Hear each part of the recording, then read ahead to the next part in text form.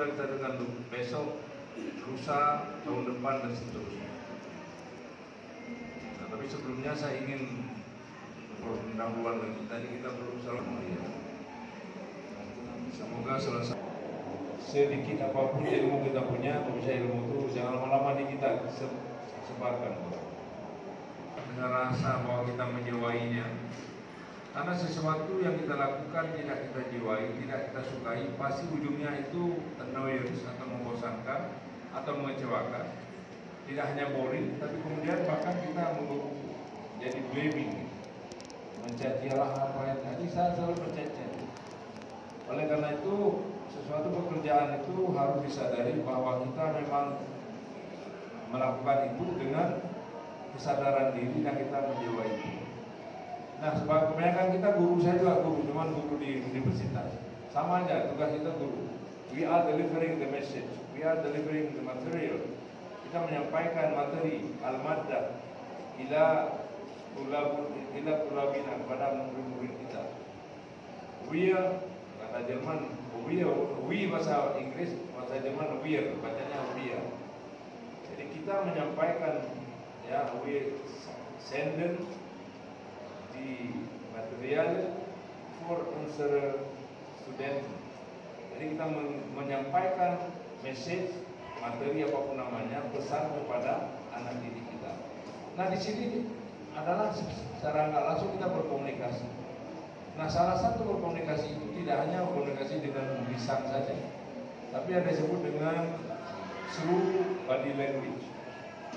Nah, kita juga kadang-kadang komunikasi dengan gerak tubuh itu, dengan mimik kita, itu dengan gesture kita, terkadang itu jauh lebih efektif pada komunikasi lisan. Makanya kenapa pendidikan meskipun setinggi apapun zaman yang kita hidup di dalamnya, tidak semua aspek bisa diwakili oleh teknologi. Sama ibu-ibu, bapak-bapak mengajar untuk kami ngajar itu kadang-kadang memang tidak efektif. Resultatenya atau result daripada pembelajaran itu nggak efektif karena memang tidak terjadi eye contact. Eye contact, apalagi heart attachment antara guru dengan murid, komunikator dan komunikan, itu sangat penting. Dan pewarisan nilai, ini transfer of value, ini juga sangat ditentukan oleh bagaimana komunikasi yang istilahnya timbal balik. Ada keterkaitan batin antara si komunikator, si guru dan komunikan dengan muridnya, ini sangat berperan. Nah, kalau si suasana hati komunikator, guru ataupun dosen tidak baik, dia tidak ikhlas, dia tidak willing melakukan itu, dia tidak rela melakukan itu, maka yang nampak adalah wajah-wajah cemburu. Nah, ketika wajah cemburu ini yang muncul, maka juga respon dari komunikan kita, ini bicara komunikasi, respon dari komunikan kita, dari anak-anak kita yang akan menerima atau menjadi sasaran penyampaian message tadi tidak terbaik. Maka oleh karena itu Bapak Ibu sekalian, sebelum Bapak Ibu berangkat ke sekolah atau ke tempat Ibu atau Bapak bekerja, pertama luruskan dulu niat, yang kedua bereskan dulu suasana hati. Ini menjadi penting. Kalau suasana hati yang amburadul, bahasa pula amburadul. Kita ngomong sedikit lovely words, kata-kata yang indah, kata-kata yang sopan, yang polite. Karena hati nggak benar keluar ke bumi natang. Maka step pertama kita lakukan, luruskan dulu niat supaya kita dapat pahala dunia akhirat. Dunia kita dapat gaji, dapat upah, dapat segala macam penghargaan dari orang lain, dan kita melakukan video job best qualification. Lalu kemudian kita akan dapat reward, reward di akhirat nanti berupa apa. Setelah itu kemudian bereskan suasana. Maka Bapak Ibu kalau ada masalah di rumah jangan bawa ke kelas. Begitu juga misalnya kelas sampai ke rumah, ini marah sama anak didik, berantem sama suami pulang atau sama istri. Nah, ini sering terjadi. Jadi kita harus pilah-pilah. Kemudian bagaimana kita untuk menjadi pekerja yang baik? Nah, saya kebetulan pernah, saya bilang tadi, menjadi bos di MIFA di Melabu. Tidak hanya di MIFA, perusahaan-perusahaan sekarang mengadopsi disebut dengan 6 core values. Ini yang bawa buku boleh catat. Yang bawa buku boleh catat. 6 core values. Pertama untuk bekerja, dan orang akan meng-hire kita, mengkaryakan kita, merekrut kita menjadi seorang pegawainya atau bagian dari perusahaan atau apapun namanya. Pertama yang dilihat adalah integrity. What is integrity? Integrity bahasa simpel kita adalah kejujuran. Sama antara kata, sama antara hati, kata atau lisan dan psikomotor, gerak-gerik kita, kelak kita sama. Maka seorang guru yang ingin sukses, seorang dosen yang ingin sukses, dia pertama sekali harus punya integritas, bukan kecerdasan. Perusahaan besar tidak akan meng-hire orang pintar tapi culas. Mereka takut itu. Ya, bangkrut perusahaan nanti. Ada untung sekian M misalnya. Yang masuk perusahaan sekian ratus juta, lain masuk ke rekening dia. Seperti apa namanya, Crazy Rich ya, yang di Medan itu yang tangkap orang. Itu pintar sekali anak muda milenial orang Cina. Tapi karena kepintarannya, karena dia punya integritas, nipu orang. Memang kekayaannya luar biasa. Tidak bagi duit. Ini karena dia punya intelijen, dia orangnya smart, tapi dia tidak punya integritas. Ini bahaya sekali. Maka kita juga guru, apalagi guru ya, harus punya integritas. Karena guru ini bahasa Jawa digagu ya, diikuti, dijadikan contoh, jadi role model. Kalau untuk kami anak mahasiswa mungkin mereka sudah sedikit berpikir, saya biarin aja Pak Gun pakai anting, aku nggak pakai, karena itu bukan model. Kalau anak-anak bahaya Pak. Kalau ibunya misalnya gayanya macam-macam, anak-anak kayak ikuti itu. Karena ada fase tertentu kita termasuk di awal adolescent itu, ada yang menonjol itu adalah imitation. Termasuk paling menonjol di tingkat SD itu, tingkat umur itu, anak-anak itu sangat menonjol imitasi. Ya, kalau dilihat gurunya bilang A, walaupun itu salah, mama bilang B, tetap mama disalahkan. Mama salah, itu guru bilang begini tadi.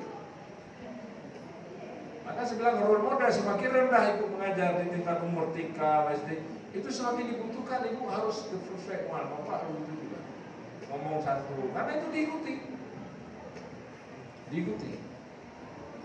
Maka karena itu syarat integritas ini harus dimiliki. Maka Pak Kepala juga kalau hire nanti guru bakti segala macam itu harus dilihat. Apalagi anak-anak tingkat eman ini kadang-kadang saya mencari identitas diri. Baik kalau ibunya mana agak model kaiko, kalau bapaknya dia kaiko. Jadi harus untuk ditanamkan integritas. Artinya apalagi kita sekolah agama misalnya, kita harus sesuaikan diri. Kalau gondrong-gondrong saya seorang guru lah, tolong diingatkan.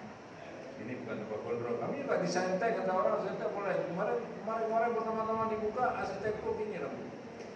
Akhirnya Pak Fakir dan kami semua sepakat harus ada tata krama. Karena gimana pun kita UIN. UIN ini ibarat lembu putih. Satu lembar aja bulu hitam nampak. Kita sama punya nafsu sama kayak orang lain. Tapi kalau Pak Gunawan sama Pak Junaidi tidak salat misalnya, ini aib besar. Dosa besar jelas. Tapi aib dibicarakan orang. Tapi kalau orang lain di usia itu enggak orang urus. Kenapa? Ini ustaz, saya juga di Lampung menguji gitu. Nah jadi UIN kemana juga begitu. Nah, jadi kalau ada tuntutan jadi the perfect one itu saya pikir tidaklah anehnya. Memang harus seperti itu. Jadi pertama tadi kontribusi dan integritas. Jadi ini nilai kejujurannya harus ada.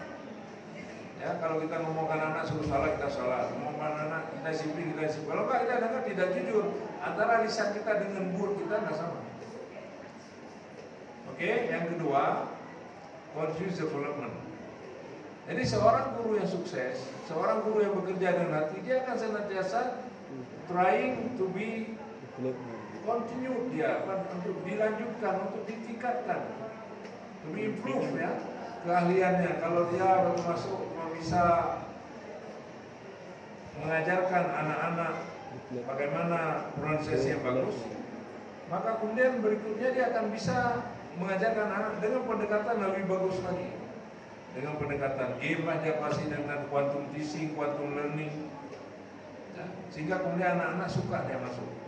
Ibu sekalian dan bapak-bapak, saya pengalaman ini, saya dulu sebelum masuk Pak Amru, saya gini, waktu di MSN dulu, waktu masuk nama mana aja, gurunya ibu belum saya Inggris, nggak begitu menarik, suaranya kecil, agak sedikit judes gitu ya. Jadi nggak tertarik bahasa Inggris ya. Begitu kelas 3 masuk Pak Amru, sekarang beliau ngajar di Politeknik. Gurunya elegan, penampilan rapi, bahasa Inggrisnya masih bagus, kemudian cara ngajar juga menarik. Di situ saya jatuh cinta ke bahasa Inggris. Sejak itulah saya bahasa Inggris saya aktif, kemudian masuk bahasa Arab pun bahasa Inggris saya nggak kalah dengan orang bahasa Inggris. Itulah yang membuat saya kemudian S2 bisa di Belanda, S3 Jerman, karena salah satunya adalah basic bahasa Inggris udah bagus. Kenapa? Karena saya suka bahasa Inggris, karena gurunya menarik. Ingat kali saya sampai cerita pertama yang beliau kasih ke kami ini, kalau kita bahasa Arab sebut dengan mutalaah, kalau bahasa Inggris sebut dengan comprehension. Judulnya adalah The Ants and the Grasshopper. Ada satu cerita menarik beliau kasih teks bahasa Inggris berjudul tentang antara semut dan belalang. Sampai sekarang masih ingat, kenapa? Saking terkesannya. Nah, jadi seorang guru itu harus bisa memberikan kesan baik pada anak-anak,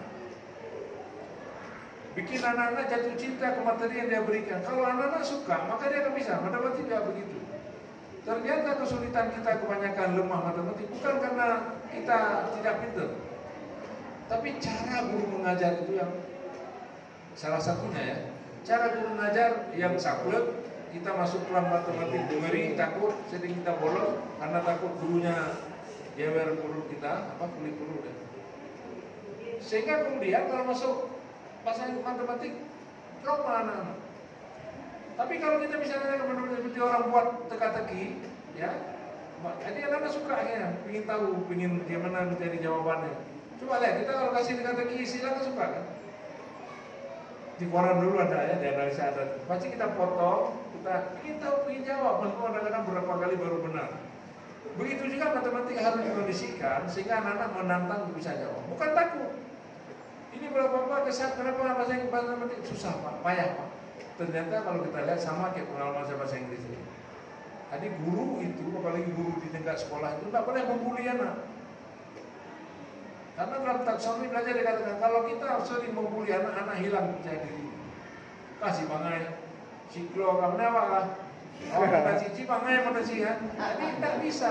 Mana apa kah? Oh ini sih bapak kerpu bangai. Jadi down anak.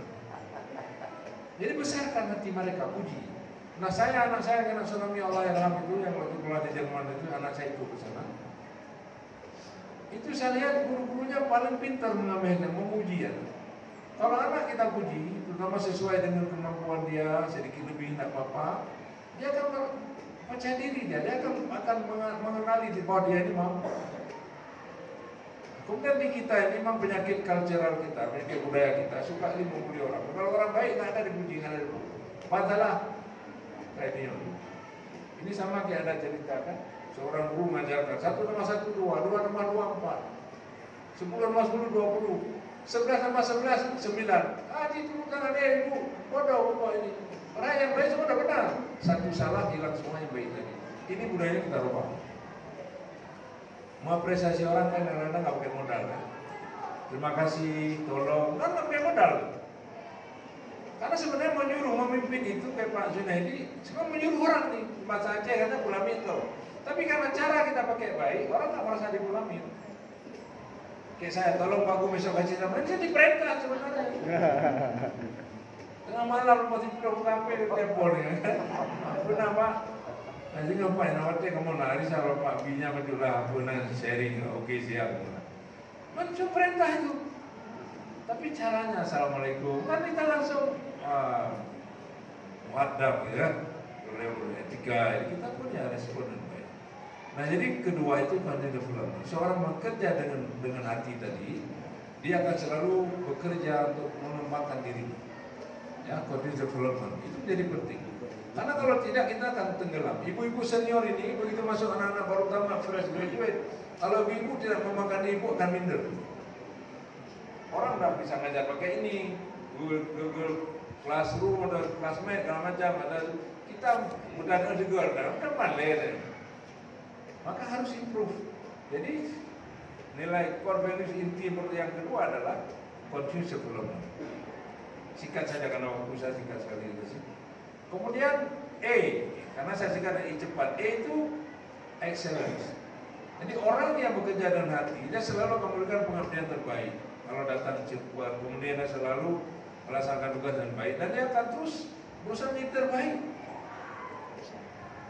Apalagi nanti ada kompetisi guru teladan, ada diberikan hadiah umrah ataupun ya bisa pergi ke Masya, ke Bali itu kemana gitu. Ini saya pikir satu encouragement, satu stimulus juga. Nah jadi kenapa saya bilang tadi di awal pendekatan saya bekerja dengan hati? Orang yang bekerja dengan hati, dia menjauhi pekerjaannya, maka dia akan melaksanakan sesuatu dengan perfect. Karena asal-asal, karena panggilan jiwa. Panggilan jiwa. Kita kalau bekerja dengan memang kita senangi, memang ada anadiu kita lakukan. Dan selalu memberikan servis, memberikan capaian-capaian terbaik. Maka di perusahaan-perusahaan besar itu selalu di-encourage ya, anak-anak yang itu diberikan insentif, diberikan tunjangan untuk dia meningkatkan karirnya menjadi yang terbaik. Diberikan kompetisi, maka ada promosi. Pertama kalau kami di tambang dulu ada checker paling bawah, lanjut catat-catat. Ini sampai pada superintenden, sampai mana aja, sampai pada direktur, sampai kepada IM dan seterusnya. Nah jadi ada 3 dicatat, pertama integrity, kedua career development, ketiga adalah excellence. Kemudian P-nya proaktif. Seorang yang bekerja dengan hati, ini sama profesi kita, guru, sama saya guru juga. Ibu saya almarhumah juga guru. Paman saya guru, ibu saya guru juga. Jadi memang keluarga guru. Jadi Bapak Ibu, kalau kita bekerja dengan hati, kita akan proaktif. Kita lihat Pak Kepala Sekolah udah bingung putar-putar. Kita udah tahu nih apa dia cari dia. Jadi kita mencari tahu apa sih yang dia cari Bapak Kepala.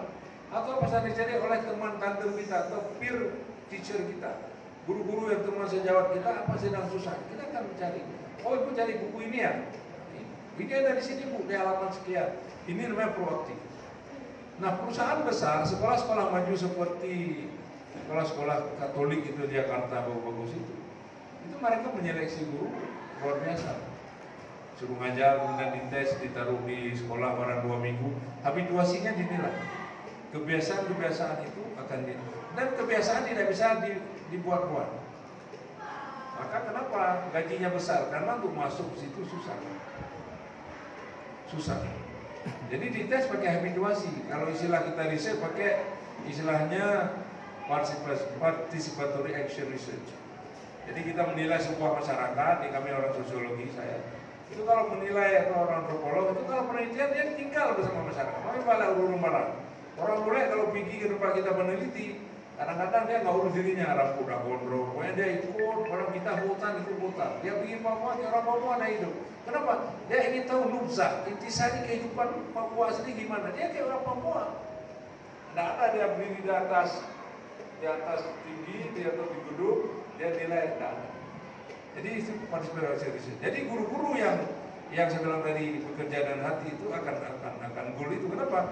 Pertama dia punya integritas, kedua dia selalu ingin mengembangkan dirinya, nampak dari habituasinya. Kemudian juga dia excellent di dalam setiap kegiatan yang dites, dia habituasi itu. Kemudian dia juga proaktif. Ketika ada masalah dia tidak tinggal diam. Ini kalau ada bapak guru kalau salah masalah kalau nggak ditegur nggak ini kita nggak masuk. Jadi poin ini nggak masuk. Proaktif. Ketika ada salah tanya, Pak, saya mau bisa nih Pak. Komputer saya ini harus proaktif. Panggil operator. Ini kenapa nih zoomnya nggak jalan? Kenapa ini proyektornya nggak fungsi? Ini proaktif. Atau dia lagi lewat, ada seorang guru temannya ngajar gelap, dia proaktif. Operator itu kelas ibu pulang nih, listriknya nggak hidup nih. Nah ini orang proaktif. Tapi kalau membiarkan saja dianggap dia bukan kelas saya, ini tidak benar. Karena nanti di ujungnya ada huruf T itu namanya teamwork. Sekarang ini orang tidak jadi orang pintar-pintar banget, tapi orang bisa bekerja dalam tim itu lebih penting. Kita sekarang bukan menjadi orang super power, bukan menjadi Superman, tapi adalah support team. Ini yang kita bangun. Jadi Pak Junaidi, sebagus apapun guru-guru beliau, ini kita kayak main bola. Banyak orang kayak Messi, satu grup, itu bisa jadi kalah dengan orang yang punya tim solid, yang punya bintang cuma satu. Karena apalagi semuanya punya ego, saya cuma megang bintang. Saya nggak mau jemput bola, saya harus terima bola. Ronaldo juga pikiran sama, akhirnya nggak ada yang bagi bola nggak akan nyampe ke gawang lawan. Sama juga ya Bapak Ibu. Jadi kita bangun teamwork. Jadi teamwork ini sangat butuh proaktif. Kalau kita tidak proaktif, maka tim itu nggak akan terbentuk, tidak akan jalan, tidak akan berfungsi dengan baik. Karena waktu saya lanjutkan lagi, kemudian akuntabel ini tanggung jawab. Ya, akuntabel itu tanggung jawab, termasuk sesuatu bisa jelas, bisa dicatat. Tapi intinya adalah kita tanggung jawab. Si A bertanggung terhadap A, siapa bertanggung terhadap B, siapa bertanggung terhadap C dan seterusnya. Semua itu sudah ada. Maka seorang kepala sekolah, seorang rektor, seorang dekan, seorang kaprodi kalau di sana, itu dia harus tahu job description, harus tahu pendelegasian itu dengan delegation. Karena ini menjadi penting. Karena kalau tidak menumpuk pada tempat, jadi yang lain tidak ada yang sentuh saja. Kalau misalnya ini mata pelajaran MP kita apa namanya, mapel kita misalnya ada 5, yang banyak guru di 3 mapel, yang lain ini tidak jalan. Jadi semua harus bagus.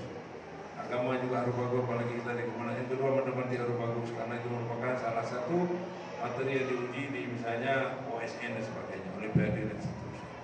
Nah terakhir adalah teamwork. Jadi disingkat tadi, I cepat, I-nya integrity, C-nya continuous development, E-nya excellence, kemudian P-nya proaktif, A-nya accountable, T-nya adalah teamwork.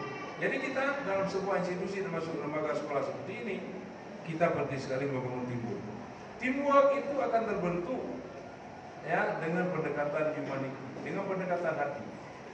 Ya, seorang rektor, seorang kepala sekolah, seorang jenderal, dia boleh jadi memaksa orang-orang kan taat, tapi begitu kalau hatinya tidak terjalin dengan baik, komunikasinya tidak dibangun dengan humanis, setelah beliau berlalu maka kembali lagi keadaan seperti semula. Ya orang tidak. Nah ini saya bilang tadi bahwa mari kita semua bekerja dengan hati kita, dengan penuh harap ridha Allah. Yang kedua, we have to strive to be the best.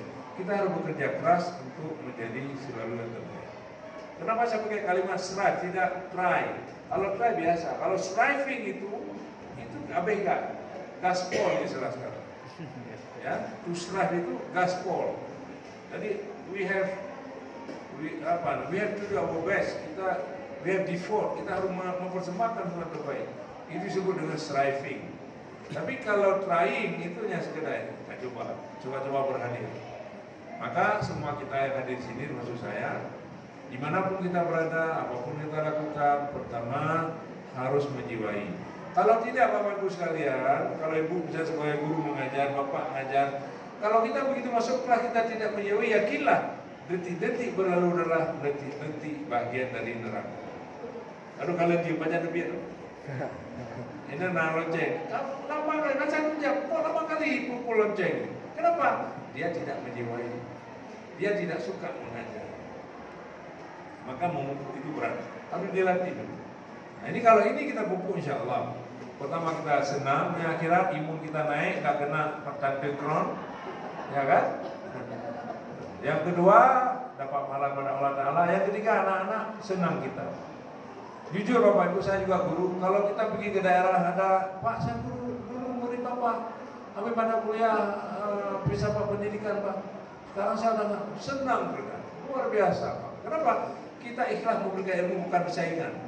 Karena guru pendidik itu nggak ada istilah saingan. Makin pintar anak murid makin senang. Tapi dia guru pengajaran, biasanya ini cemburu dia. Lo nyamun A dia harus C nih lah, ini gila gitu. Sakit jiwa. Ya. Ada tuh dosen di UI, saya bilang di Fakultas Saintek. Anak muridnya 4 tahun kurang lulus. Predikat A, EPK 3,98. Cemburu dia ngajar, nggak boleh sidang. Ketemu bahasanya saya bilang, kamu kalau nggak senang ngajar keluar, nggak boleh kita demi orang.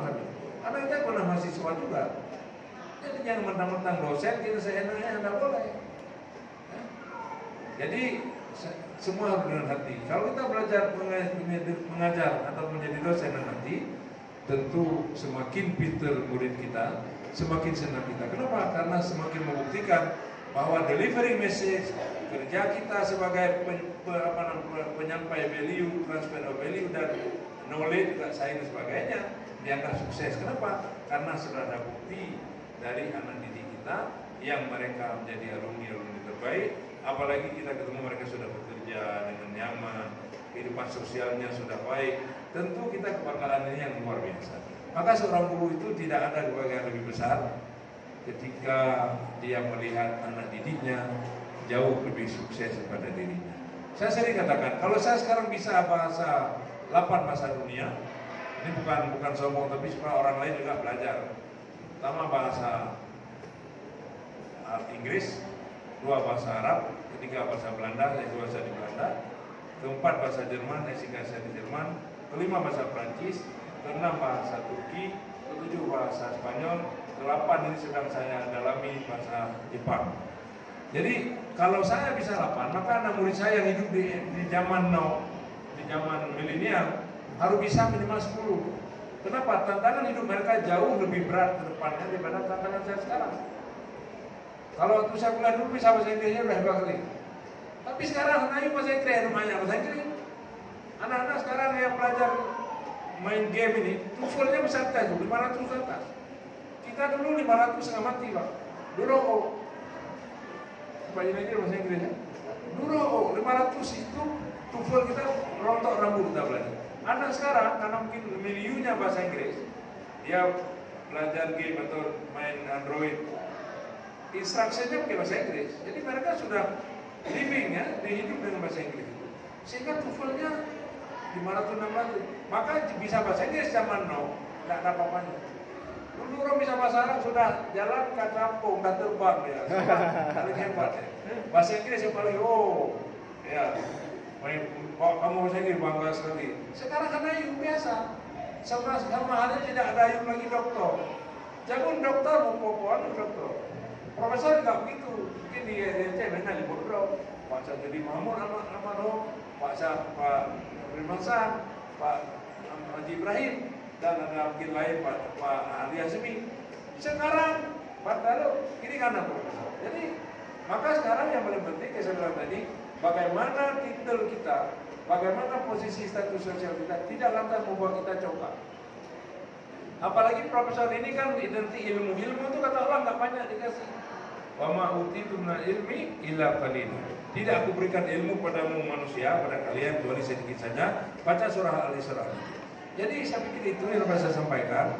Semoga teman-teman tidak bosan, dan kalau ada sesuatu yang baru alhamdulillah. Kalau memang ada yang lama-lama, ada pengulangan. Semoga ada manfaatnya. Wallahu muwaffiq. Kalau ada pertanyaan monggo silakan tafadhal. Dan kalau tidak ada faila fala. Tidak ada. Ya, when S kind of Frage gibt, and then machen wir das fertig ya, kita selesai. Mungkin demikian, usulnya setarakan kepada Pak Kepala. Jujur hari ini saya tidak bicara ceramah agama karena ceramah agama sudah sering, bahkan minggu lalu banyak tadi pencerahan yang telah beliau sampaikan.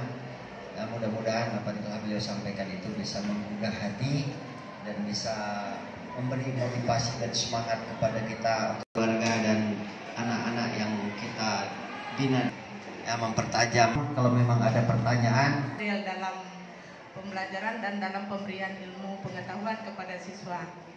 Yang saya ingin tanyakan, terkadang kita terlalu proaktif kepada kawan-kawan, dikatakan kita terlalu kepo atau cari muka. Ini untuk mensikapi hal yang seperti ini, bagaimana kita sikapi kembali, Pak? Mungkin ini saja. Assalamualaikum warahmatullahi wabarakatuh. Seperti ini itu bagian dari proaktif kita, atau kadang-kadang bagian kepedulian menyurutkan ini karena lingkungan yang kurang kondusif tadi. Nah, ini bagaimana cara mensikapi andai ada teman-teman yang melihat kita secara negatif, karena cara berpikir manusia kan berbeda. Nggak nyaman ya ketika kita proaktif Masa jauh-jauh di kampung saja kita datang cepat, halung ke masjid. Masjid ini ada tikar, tapi perlu dibentangkan, dan kita bentangkan. Perasaan kita nih orang nganggap kita nih kok sok rajin atau sok apa gitu, ya kan? Nah, itu kita bisa ambil satu contoh, itu cerita Gunawas. Gunawas juga ini juga diangkat, ada bilang itu cerita Luqman Al-Hakim. Diulang lagi oleh Gunawas. Jadi cerita orang naik keledai, pergi sama anak dia keledai. Dia pikir ini berapa jalan keledai jalan sendiri, bapak anaknya jalan-jalan juga sampai keledai. Lalu berpikir ini kalau ada keledai yang dipakai, dan kan kita apa tidak pas gitu kan. Lalu ambillah sikap, bapak naik. Berpikir lagi dia, ini kalau saya naik keledai anak saya, ada orang yang bapaknya betul nggak sayang anak, ya, pikir lagi dia, ini agak enak lagi, turun dia, ya, naik kamu aja, biar bapak jalan kaki. Berpikir dia, ini kalau saya ini pernah anak saya nggak bodoh kali bapak, akhirnya nggak jalan-jalan.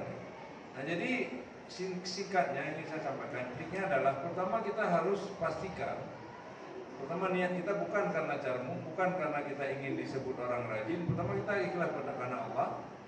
Yang kedua, kalau kita sudah yakin bahwa itu kita lakukan karena kita memang melakukan suatu kebaikan, bukan untuk mencari muka dan seterusnya, just do it, ya, lakukan itu, jangan usah terombang-ambing, tidak usah.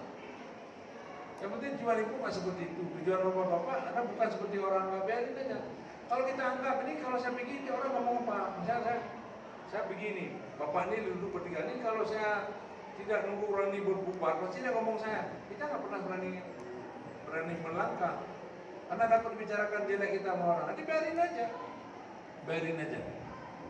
Jadi harus punya self confidence, percaya diri.